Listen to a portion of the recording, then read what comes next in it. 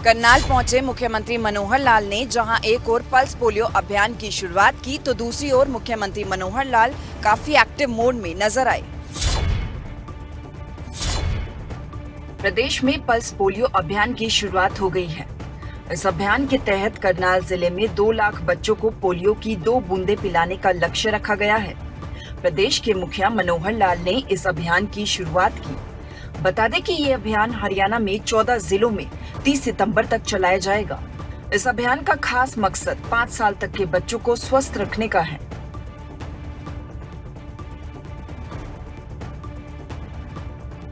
बच्चों को polio drops पिलाने का ये अभियान शुरू हुआ है और हमारे यहाँ हरियाणा में भी आज से शुरू होकर के और ये 30 तारीख तक चलेगा।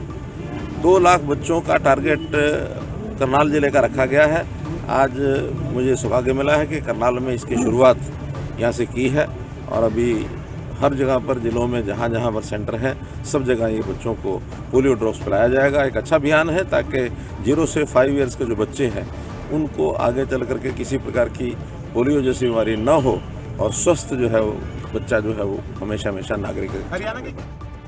तो वहीं इस बीच किसानों के भारत बंद को लेकर मुख्यमंत्री का मानना है कि किसान शांतिपूर्ण तरीके से अपना प्रदर्शन कर सकते हैं, लेकिन किसी को भी जोर जबरदस्ती करके भारत बंद में शामिल नहीं किया जा सकता। तंत्र है, अब वो अपने आंदोलन के नाते से जो करेंगे, लेकिन मेरी अपेक्षा यही है उनसे कि वो शांतिपूर्वक रहे और शांतिपूर्वक अपना बंद को रखें। किसी को ज़बरदस्ती बंद करने के लिए न कहें, क्योंकि लोकतंत्र में हर किसी को अपनी मर्जी के हिसाब से काम करने का अधिकार होता है। सर, हरियाणा प्रदेश की सुरक्षा व्यवस्था को लेकर कल क्या कहना चाहेंगे? सुरक्षा व्यवस्था वो एकदम सारा सब लोग अपने चाक चौबंद हैं, सुरक्षा व्यवस्था पूरी बनी रहेगी। वहीं इस अभियान को हरी झंडी दिखाने के बाद मुख्यमंत्री एक्टिव मोड में नजर आए। मुख्यमंत्री मनोहर लाल कैथल रोड पर बन रहे पुल के निर्माण कार्य का निरीक्षण करने के लिए पहुंचे। पुल के निर्माणाधीन कार्य का निरीक्षण करने के बाद सीएम ने मनोरंजन पार्क का भी निरीक्षण किया और उसके बाद करनाल को यूपी से जोड़ने वाले मेरठ रोड का भी निरीक्षण किया।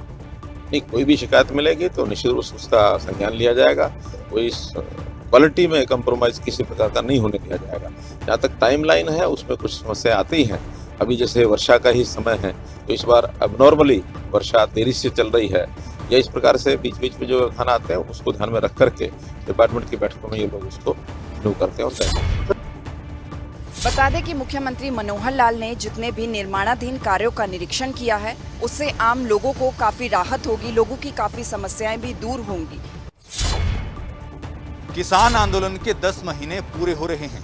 इस मौके पर किसानों ने भारत बंद का ऐलान किया है, लेकिन ये भारत बंद कितना असरदार रहेगा और इस दौरान क्या क्या चीजें खुली रहेंगी, क्या क्या बंद रहेगा, ये देखने वाली बात होगी।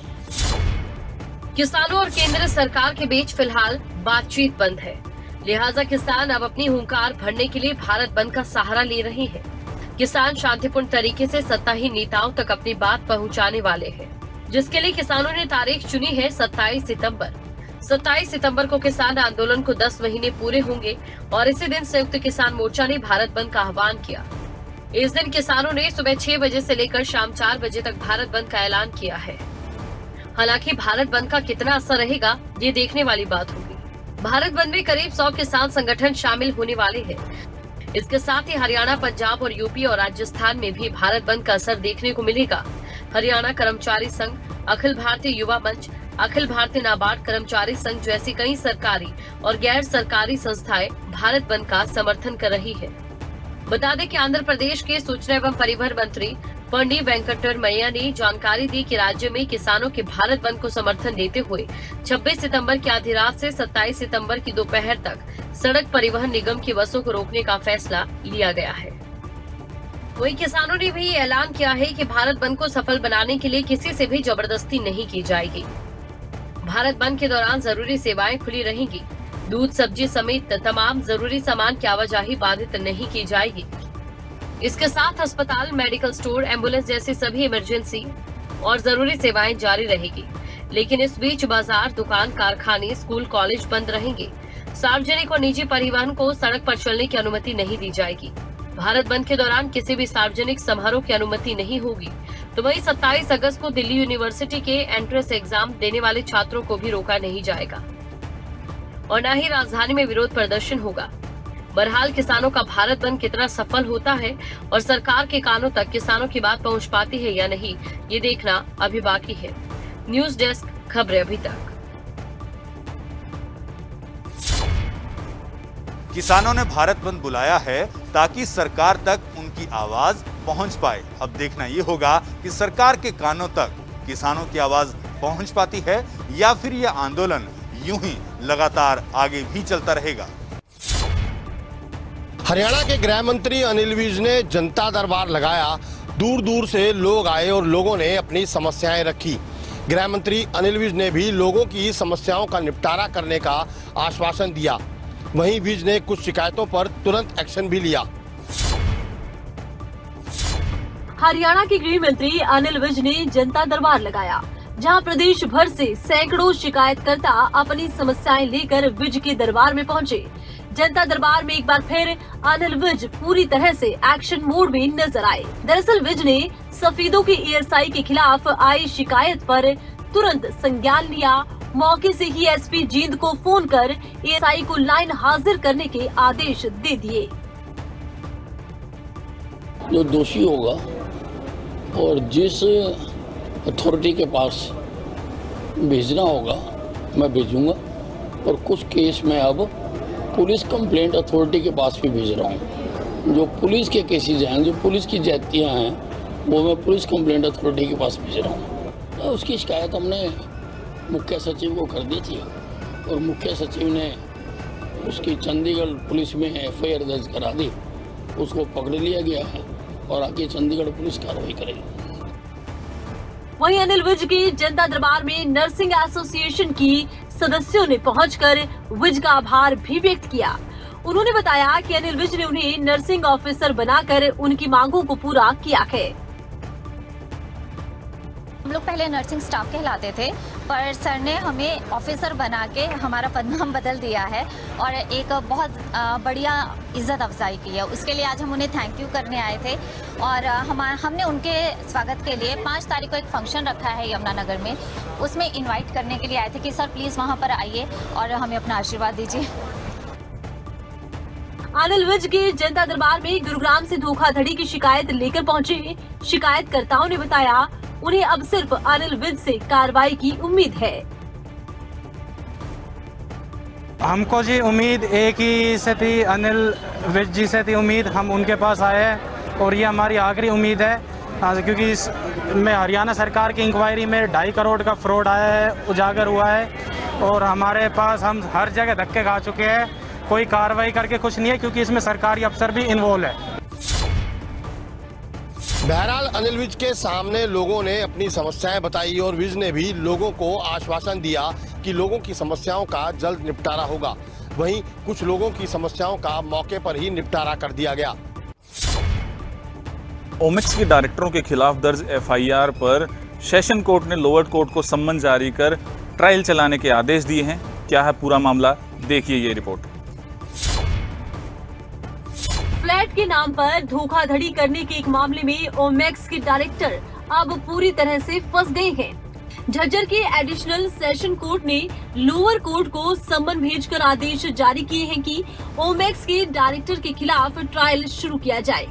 दरअसल मामला बहादुरगढ़ का है, जहां प्रमोद गुप्ता ने साल 2007 में ओमेक्स की सिलसिया और दूसरे टावरों में फ्लैट बुक करवाए थे, लेकिन जिन टावर का निर्माण 18 महीने में पूरा किया जाना था वहां कोई काम शुरू ही नहीं हुआ, जिसके बाद प्रमोद गुप्ता ने ओमेक्स के डायरेक्टर्स के खिलाफ धोखाधड़ी और जालसाजी करने के बाबत दिसंबर 2014 में एफआईआर दर्ज करवाई थी, लेकिन अब तक एफआईआर में दर्ज नामितों की गिरफ्तारी नहीं हो पाई। 2007 से जो कि इन्होंने ना सारे झूठे सच्चे नक्शे बना करके, डॉक्यूमेंट बना करके और गलत तरीके से हमें दिखा करके हमारे साथ बड़ा भारी फ्रॉड किया गया और मोटा पैसा ले करके हमारे से, और फिर बाद में कह दिया कि भी ये तो हमारे पास परमिशन ही नहीं है और मिली नहीं परमिशन और हम क्या करें। तो हमने काफ़ी इंक्वायरी करी तो पता चला कि इन्होंने हमारे को जो अलॉट किया था दुकानें, फ्लैट जो अलॉट किया था उसकी जगह दुकानें बना करके बेच दी इन्होंने। तो हमने इनसे संपर्क किया तो पता चला कि ये लोग तो बस ब्लैकमेलिंग करने लगे, धमकी देने लगे। तो मैंने इनके खिलाफ़ एफआईआर दर्ज करवा दी। एफआईआर दर्ज करवाने के दौरान ड्यूरिंग इन्वेस्टिगेशन के दौरान सब चीज़ पता आई, सामने आई, लेकिन कुछ हुआ कि कुछ ऊपर से दबाव डाल करके और इस एफआईआर को कैंसिल करवा दिया गया। ओमैक्स का मैटर है ये, और हमने रिवीजन लगाई थी झज्जर क्या नाम है डिस्ट्रिक्ट कोर्ट में, और हमारी अलाउड हो गई। जो एफआईआर कैंसिलेशन की थी ऑफिशियल ऑफ द पुलिस, उसको सेट असाइड कर दिया गया और इस केस को ट्रायल पे ले लिया गया और रिमांड बैक कर दिया गया। इसका मैटर था सर, टोटली ये जो केस था फ्रॉड और फोर्जरी पे आधारित था सर ये केस। और ऑलरेडी 2008 से लेके हमारी एफआईआर 2014 में हुई थी, लेकिन हमने ये फ्लैट जो है बुक करवाए थे 2007 में, और जब से लेके ये हमारे साथ फ्रॉड ही करते आए थे। और हमें धमकी भी दी गई थी, क्लाइंट है मेरे प्रमोद गुप्ता, उनको धमकी दी गई थी कि हम किसी भी तरह से ये समझौता करो। ऑफिशियल ऑफ द पुलिस का ही फ़ोन आया कि जनाब आप इसमें समझौता कर लो, आप इनका कुछ नहीं बिगाड़ पाओगे। लंबे समय से शिकायतकर्ता जांच की गुहार लगा रहे थे, वहीं न्याय के लिए उन्हें लंबा इंतजार करना पड़ रहा था। लेकिन अब सेशन कोर्ट के फैसले के बाद उम्मीद जताई जा रही है कि आरोपियों पर जल्द ही बड़ी कार्रवाई होगी। अभी हाल ही में हिसार के लाजपत नगर में हुई फायरिंग मामले में पुलिस ने 4 आरोपियों को गिरफ्तार किया है। गिरफ्तार किए गए एक आरोपी पर पुलिस पहले ही 25,000 रुपए का इनाम रख चुकी है। हिसार की सड़कों पर गुंडाराज की तस्वीरें भूले तो नहीं होंगे आप। भरे बाजार मामूली विवाद के बाद हुए झगड़े और उसके बाद हुई हवाई फायरिंग ने पूरे इलाके में दहशत का माहौल बना दिया था। इस घटना के सामने आने के तुरंत बाद हिसार पुलिस ने इस पूरे मामले पर कार्रवाई करते हुए 4 आरोपियों को गिरफ्तार किया, जिनमें से एक बदमाश सोनू उर्फ झोटा पर पुलिस ने 25,000 रुपयों का इनाम भी रखा गया था। तो वहीं गिरफ्तार हुआ दूसरा आरोपी परमिंदर उर्फ चीमा 12 अक्टूबर 2020 को बोस्टल जेल से अपने बाकी के साथियों के साथ पुलिस पर हमला कर जेल से फरार हो गया था। उन्होंने तुरंत प्रभाव से एक्शन लिया और उनको सिवानी के पास एक गांव है गेंडावास, और वहां से इन लोगों को काबू किया। और ये 4 लोग हैं जिनको अरेस्ट किया है, जिनसे एक कार्बाइन और जिंदा कारतूस हम लोगों ने बरामद किए हैं। अब पुलिस ने जब गिरफ्तार हुए चारों बदमाशों की हिस्ट्री ढूंढ निकाली तो पाया कि चारों बदमाशों का क्रिमिनल रिकॉर्ड है। इतना ही नहीं, बोस्टल जेल से फरार हुए परमिंदर उर्फ चीमा जेल से फरार होने के बाद 2 हत्या और एक बैंक से लूट की वारदात को भी अंजाम दे चुका है। गिरफ्तार हुआ एक और आरोपी सौरभ पर राजनेता पर स्याही फेंकने समेत हत्या के प्रयास के कई मामले दर्ज हैं। अभी हार्डकोर क्रिमिनल है और सब पर हीनियस क्राइम के काफ़ी मुकदमे हैं, और अभी हम लोगों ने इनका 3 दिन का रिमांड लिया है। जो माननीय अदालत ने 3 दिन का रिमांड दिया है, जिसमें इनसे और गहनता से पूछताछ की जाएगी तथा और जो भी हथियार इन लोगों ने यूज किए हैं उनसे वो रिकवरी की जाएगी। पुलिस ने चारों आरोपियों को फिलहाल रिमांड पर लिया है। पुलिस ने आरोपियों से बरामद किए गए हथियार भी कब्जे में लिए हैं। अब पुलिस को उम्मीद है कि आने वाले कुछ दिनों में चोरी, लूट, डकैती सहित अन्य घटनाओं में कुछ और खुलासे इस पूछताछ में हो सकते हैं। नूह के नीमका गांव से एक बेहद दर्दनाक घटना सामने आई है। गांव में बोरवेल की छटाई करने उतरे 4 लोगों की दम घुटने से मौत हो गई। ये बोरवेल कोई आम बोरवेल नहीं, बल्कि मौत का बोरवेल है, और इस बोरवेल में जो भी उतरा वो वापस नहीं लौट पाया। वजह है बोरवेल के अंदर बन रही एक ऐसी गैस जो 4 लोगों की मौत को साथ लिए ऑक्सीजन में घुल रही थी, और बोरवेल में उतरते ही 4 लोगों की जान ले गई। मिली जानकारी के मुताबिक नूह के नीमका गांव में एक मजदूर बोरवेल की छटाई करने के लिए बोरवेल में उतरा था। बोरवेल में उतरते ही उसका दम घुटने लगा। उसे बचाने के लिए दूसरा युवक अंदर गया, लेकिन वो भी बोरवेल से वापस नहीं आ पाया। पास में ही खड़ी महिला को जैसे पूरा माजरा समझ में आया, महिला ने शोर मचाया, जिसके बाद 2 भाई बिना कुछ सोचे समझे बोरवेल में फंसे लोगों की जान बचाने के लिए बोरवेल में कूद गए और काल के ग्रास में समा गए। जिन लोगों की बोरवेल में जाने से मौत हुई उनमें से एक तो बोरवेल के मालिक का बेटा था और दूसरा बोरवेल में काम करने वाला मजदूर। बाकी के दोनों युवक सगे भाई थे। अब इस हादसे में जिस मजदूर की मौत हुई है उसके घर की आर्थिक स्थिति ठीक नहीं, उसके 2 छोटे-छोटे बच्चे भी हैं। लिहाजा ग्रामीणों की मांग है कि सरकार मृतक मजदूर के परिजनों की आर्थिक सहायता करे। अचानक काम करने के लिए गए खेत में, बोर की कुंडी वहां में उतरे और गैस के कारण वहां में उनकी मौत हो गई। मेरे ख्याल से 1-1.5 बजे 2 बजे की बात, 1 बजे करीब। नीम का जंगल में काम कर रहे पब्लिक, उन्होंने देखे गाँव वाले आगे वहाँ। उनकी उम्र क्या है? उम्र एक के 40 के करीब, बाकी सब 18-20 साल के। नीमका गांव में हुआ ये हादसा गांव में डर और दहशत का माहौल छोड़ गया, जिसके बाद अब शायद ही कोई इस बोरवेल में उतरने की जरूरत कर पाएगा। अब शायद ही किसी के मन में इस बोरवेल को साफ करने का ख्याल आएगा। गौरतलब रहे कि इससे पहले भी कई शहरों से ऐसी खबरें सामने आ चुकी है जहां बोरवेल में उतरे लोगों की जहरीली गैस के कारण मौत हुई। अब यहाँ जरूरत है कि कभी भी गहरे गड्ढों और बोरवेल में उतरने से पहले सावधानी बरती जाए। अरे वो बोर चालू कर रहे थे कुंडी में, मान लो उसके लिए जैसे बरसात का उसमें थोड़ा बहुत पानी था, जमींदार आदमी, उसे अपनी सिंचाई के लिए टाइम आ गया जैसे सरसों मरसों का। बोरवेल किसका था? बोरवेल उसका था हनीफ का, जिसका मान लो एक लड़का है। एक मजदूरी करने के लिए गया था, 2 मदद के लिए गए, जब वो 2 उसमें गिर गए। जेसीबी मंगाई, नहीं निकले, फिर बिलाई मंगाई, उनसे ये निकाले, इतने इनका काम हो गया। भाई यही करना चाहते हैं, गरीब आदमी अपने थोड़ा थोड़ा खेत है उस पर काम कर रहे हैं, किसी तरह की इनकी मदद हो जाए। वैसे तो ये हादसा है, हमारी तो यही रिक्वेस्ट है सरकार से, किसी भी तरह से प्रशासन से आपके माध्यम से इनकी मदद हो जाए तो ठीक ही है। हादसे के बाद से ही गांव में मातम का माहौल है। अब ऐसे में देखना ये होगा कि प्रशासन ऐसे हादसों को रोकने के लिए क्या कदम उठाता है। अक्सर आप ये बात सुनते होंगे कि प्रशासन का पीला पंजा अवैध जमीन पर चला है, लेकिन शायद ये पहली बार होगा जब आप ये सुनेंगे कि प्रशासन का पीला पंजा भ्रष्टाचार की फसल पर चला है। जमीन बाजरा की फसल से भर चुकी है।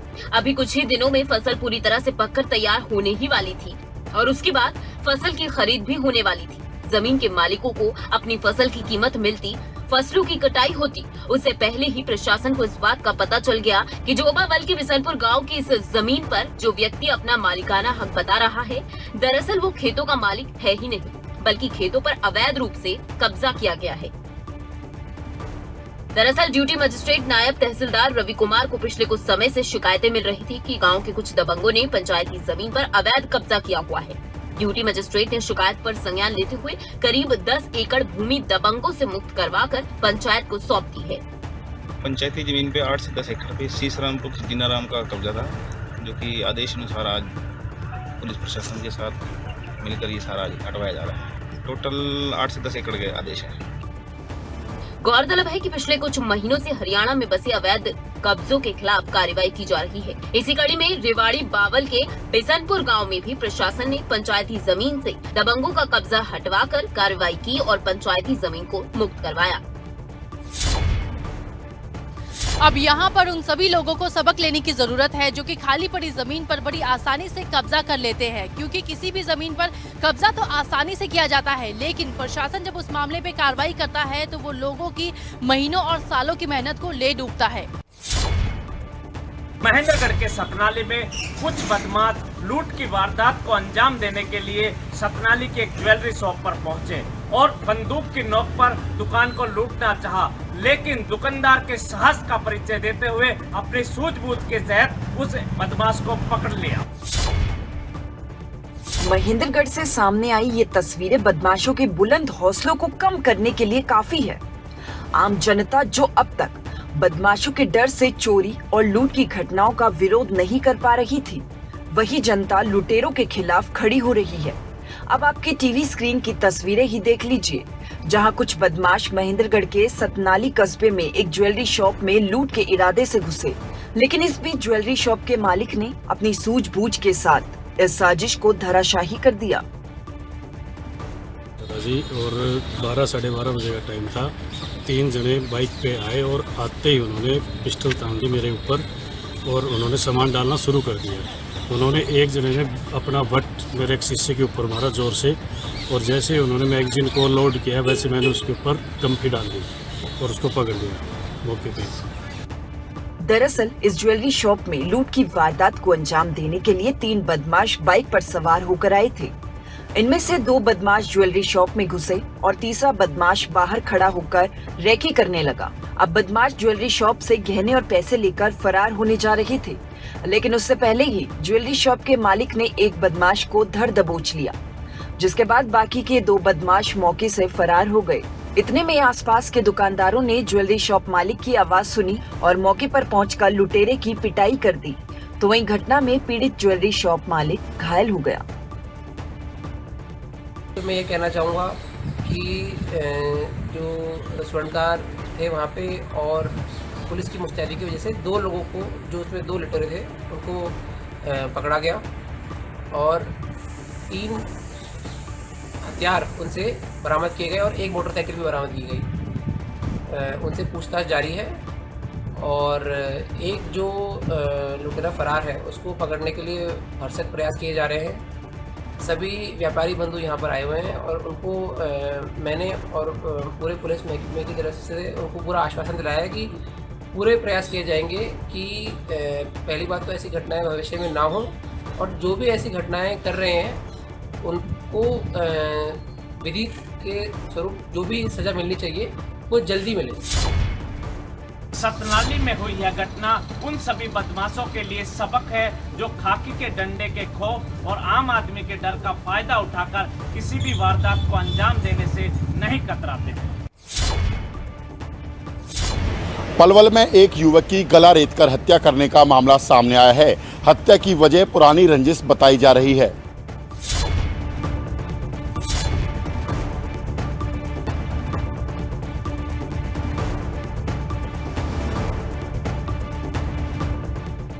पलवल के गांव भुलावाना में उस वक्त हड़कंप मच गया जब खेतों में एक युवक का शव पड़ा मिला। दरअसल एक 26 साल के युवक की गला रेतकर हत्या कर दी गई, जिसके बाद हत्यारों ने शव को खेतों में फेंक दिया।